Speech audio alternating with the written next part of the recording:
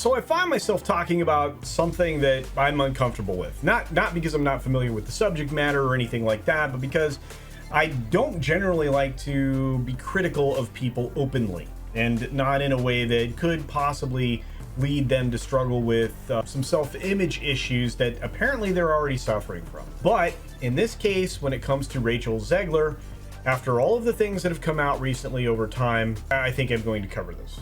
So today I'm going to look at this with some very concerned eyes.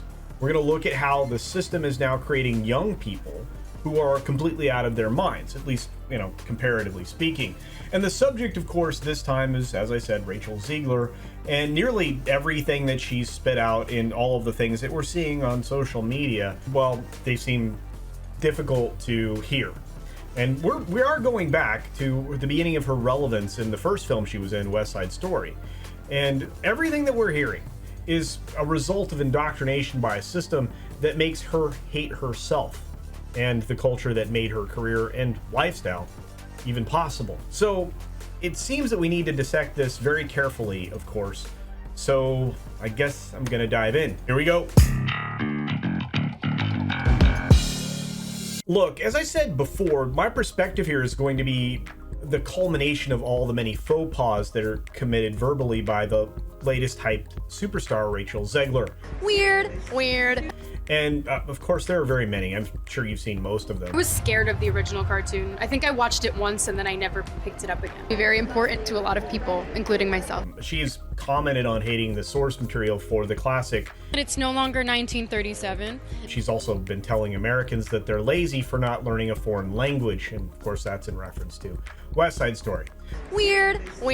So suffice it to say, it seems that she's been going out of her way to insult the very audience that she should be ingratiating herself to. And that seems to be a trait that we're seeing more and more frequently. And just so everybody, again, has some context, I feel the need to recap. People have been going back and scrutinizing all of her public statements over the course of the last 5 years. To nobody's surprise, to be fair. They're pretty awful. She is also incredibly inconsistent in her commentary, if not outright hypocritical, and that a lot of people have been pointing out as well. Zachary Levi is a liar. Yet, to me, her comments just come over as immature, not an opportunity to explore the world or be exposed to it. Somebody who has no real experiences, actually, in the real world. She sounds spoiled and childish, and she says about herself that she's incredibly narcissistic. And I don't think anybody's going to disagree with that. I'm going to stand there 18 hours in a dress of an iconic Disney princess. I deserve to be paid for every hour that it is streamed online. You see, this worldview isn't exactly a surprise for someone in their early 20s right now. It's probably one of the most consistent things that her generation has to offer, and maybe the one before to a certain extent. The outward persistence of self-aggrandizing self-involvement and the narcissistic lacking of thoughtful perspective of the outcome of their actions is just something that you see now every day, especially on social media. Really what's important is that she finds her own voice. But to put that plainly, she never thinks or cares about the consequences of her words or actions. And since the world has always revolved around her, there has likely never been any consequences, or none of significant note. So when anyone deigns to criticize her now about her perspectives or actions, or even the criticisms that she levies on others, she does what all sociopathic narcissists do. She plays victim. Unfortunately, people like Rachel can't compete on the field of ideas since they only exist in emotion. And here is the truest statement you'll likely ever hear, or series of them anyway. People like this are being consistently stunted in development because they are on an ever reacting emotional side of their brain. And that's it, fairly plainly. They're being created, as a matter of fact, and you're probably wondering why I say that so simply and with such confidence. Well, it's because it is a featured element in controlling others. It's being utilized in the world around you every single day. All you have to do is consider a question that comes up in most of the streams that I participate in, and probably the ones that you watch, many of the videos as well. And if you just ask it to yourself in your consumption of daily media from anything that resembles the mainstream, you'll probably ask the same question. Why is everything political? Well, believe it or not, there's significant reason. Nobody talks about it. maybe nobody's aware of it. Here's the reason. Since way back in the late 90s through the very early 2000s, studies were being done on people who considered themselves politically engaged or politically active. In those studies, they related initially to people who consumed talk radio. The people that were invested in politics responded only with the emotional sides or the emotional centers of their brains when talking about anything related to politics. And this study was proven over and over again in various ways. And then you go on to pair that with the research that's related to forming political silos from the year 1994 to the year 2014 and some other numbers that have come out recently. And again, primarily of note, the leftist radical side of the scale has grown progressively for whatever reason. Well, we actually know why. While those on the right, the alt-right they call it, grew at a less aggressive rate, but yet still grew. So you're seeing the split percentages of those on the extremes growing, creating those political silos.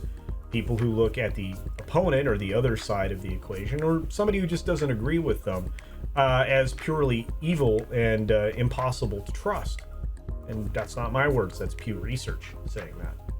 And we're coming up on 3 decades of research. You see, more studies indicate that the explosion of politics into every aspect of our culture is essentially resulting in creating more low-res thinkers who only react to anything emotionally because everything is being made to be political.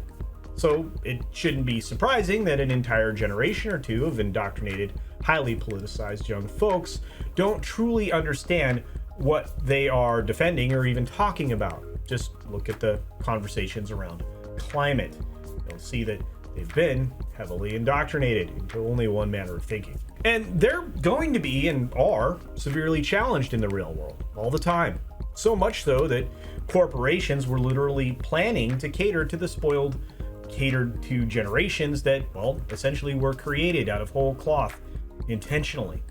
There were actually workshops put together, classes that were assembled to help companies dealing with people joining the workforce, including how to deal with their parents. These are adult people, my friends. Of course, those parents likely had coping skills that were never created in their youngins, partially because of them. And with all of that in mind, there's no wonder why Rachel and many other young actors who have never had contact with that real world have no real understanding about it. They have no concept of real consequences. They have little ability to critically think, and they have very little imagination or creativity. It's just what they have been submersed in, or they became what they were created to be. Note quickly that I did not say every young person suffers from this. Only those who have been indoctrinated into whatever messaging that they've been subjected to. So I hope that's quite clear. I really want it to be. I also hope that it's clear that when you are confronted with everything being turned political, it's being done intentionally to engage only the emotional centers of your brain, not thoughtful or information. Again, something to confront in your everyday life. Weird. Returning to the unfortunate nature of Rachel Zegler and her statements in the age of social media, there will never be a time for her that people will not go back and reference everything she has said. The internet is forever. So whether or not it's in context or not, she'll have to live with it. And despite thinking about the things being taken out of context just a year ago, she certainly doesn't seem to have learned the lesson. And no one in her camp seems to be helping her out, including Disney, or anybody that works for her, or her parents, or her friends. Nobody. So should you feel sorry for Rachel? Maybe. If she doesn't think about how she got here and learn, then maybe not. But I'm going to leave that to you. Because regardless of whatever you think, we've reached the end of this video. And it's not the end of the conversation, as you would know if you've watched any of my videos. This is the time for your reaction. What do you think? Leave your thoughts in the comments section down below and let us know. I mean, myself, Grant, many others will get back to you. I think this is worthy of conversation, and it's information I think you need to be armed with and maybe help other people understand that all of this is being done willfully when it comes to making everything political. And with that, be sure to take care of yourself, take care of others, wash your hands, of course, because it's good hygiene. And until next time, bye. Weird.